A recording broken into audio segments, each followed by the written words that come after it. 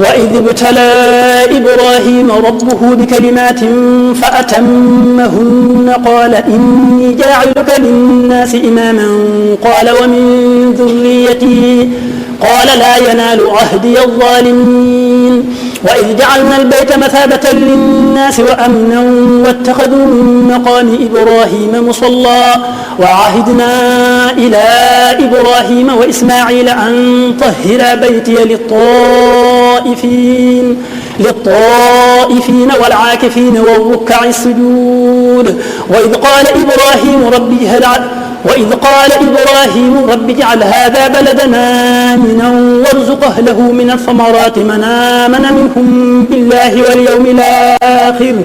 قال ومن كفر فأمتعه قليلا ثم أضطره إلى عذاب النار وبئس المصير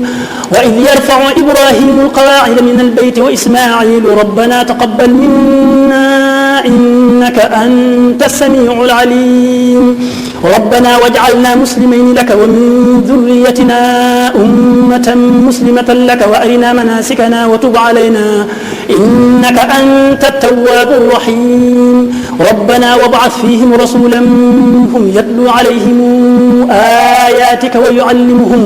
ويعلمهم الكتاب والحكمة ويزكيهم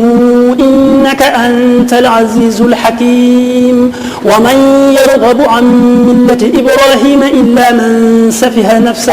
ولقد اصطفيناه في الدنيا وإنه في الآخرة لمن الصالحين إذ قال له ربه أسلم قال أسلمت لرب العالمين وأوصى بها إبراهيم بنيه ويعقوب يا بني إن الله اصطفى لكم الدين فلا تموتن إلا وأنتم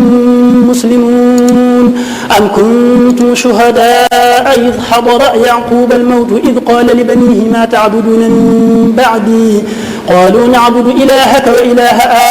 آبائك إبراهيم وإسماعيل وإسحاق إلها واحدا ونحن له مسلمون تلك أمة قد خلت لها ما كسبت ولكم ما كسبتم ولا تسألون عما كانوا يعملون وقالوا كونوا هودا ونصارى تهتدوا قل بل ملة إبراهيم حنيفا وما كان من المشركين قولوا آمنا بالله وما أنزل إلينا وما أنزل إلى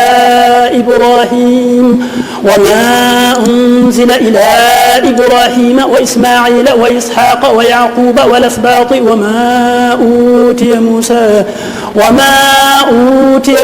وعيسى وما أوتي النبيون من ربهم لا نفرق بين أحد منهم ونحن له مسلمون فإن آمنوا بمثل ما آمنتم به فقد اهتدوا وإن تولوا فإنما هم في شقاق فسيكفيكهم الله وهو السميع العليم صبغة الله ومن أحسن من الله صبغة ونحن له عابدون قل تحاجوننا في الله وهو ربنا وربكم ولنا أعمالنا ولكم أعمالكم ونحن له مخلصون أم يقولون إن إبراهيم وإسماعيل وإسحاق ويعقوب والأسباط كانوا هودا أو نصارى قل